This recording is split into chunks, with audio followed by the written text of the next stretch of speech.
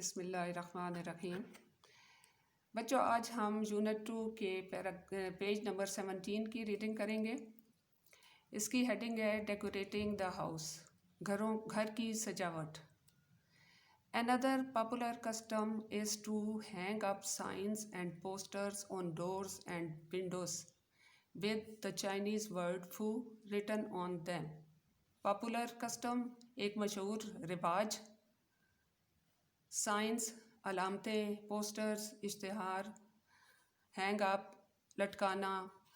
ترجمہ ہوگا and other popular custom, ایک چینیوں کا جو ایک مشہور رواج ہے، دستور ہے، is to hang up signs and posters, علامتیں اور اشتہار لٹکانا، آن ڈورز اینڈ ونڈوز، دروازوں اور کھڑکیوں پر، with the Chinese word fu written on them, جس پہ چائنیز ورڈ فو لکھا ہوتا ہے، وچ مینس جس کا مطلب ہے لک اینڈ ہیپینس، قسمت اور خوشی۔ Buying flowers for the home is also common place, گھر کے لیے پھول خریدنا بھی عام معمول ہے، کامن پلیس عام معمول ہے۔ سنس دے سمبلائز، کیونکہ یہ علامت ہوتے ہیں، دا کمنگ آف اسپرنگ، بہار کی آمد کی، اینڈ اے نیو بگننگ، اور ایک نئے آغاز کی۔ اگلا پیراگراف، نیو ایئرز ایو ڈنر، نئے سال کا رات کا کھانا۔ On the eve of the Chinese New Year, it is customary to visit relatives and partake in a large dinner۔ Partake کا مطلب ہوتا ہے شامل ہونا، relatives رشتہ دار، a large dinner ایک بڑے رات کے کھانے میں۔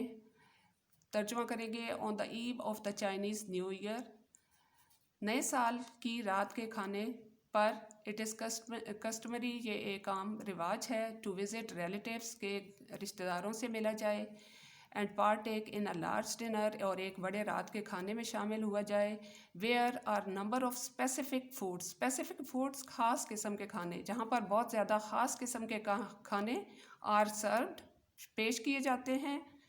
It is typical for a Chinese family, ایک چائنی خاندان کے لیے یہ لازمی ہے، ضروری ہے، ٹو میک 8 to 9 ڈشز، کہ وہ 8 سے 9 ڈشیں تیار کرے، فار دا نیو ایئرز ایو ڈنر، نئے سال کے رات کے کھانے کے لیے، بیکاز ان چائنیز لینگویج، کیونکہ چائنا کی زبان میں، دا ورڈ 8 مینس پراسپیرٹی، لفظ 8 کا مطلب ہے پراسپیرٹی یعنی خوشحالی، and the word 9 means long lasting, اور لفظ 9 کا مطلب ہے دیر تک قائم رہنے والا، لانگ لاسٹنگ دیر تک قائم رہنے والا۔ اگلی ہیڈنگ دیکھیں، گیونگ گڈ لک گفٹس، خوش قسمتی کے تحائف دینا۔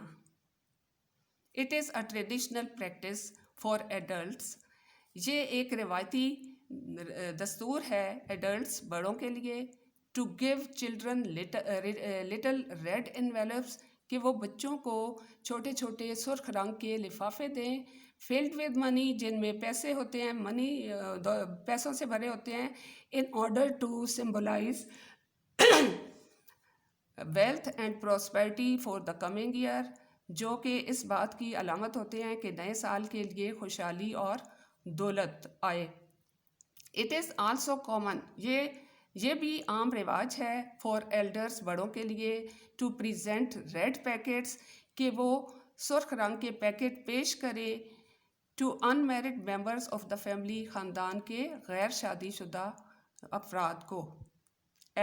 envelopes are not to be opened until the recipient has left the home of the giver۔ recipient ہوتا ہے وصول کرنے والا، giver ہوتا ہے دینے والا۔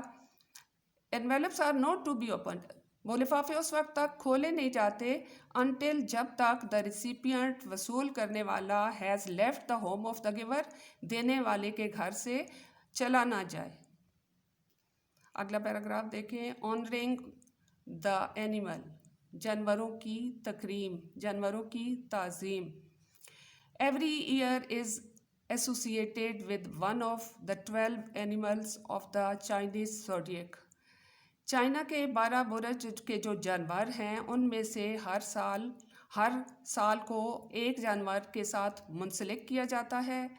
These animals are often represented in decorations. इन जानवरों को आम तौर पर सजावट के तौर पे पेश किया जाता है.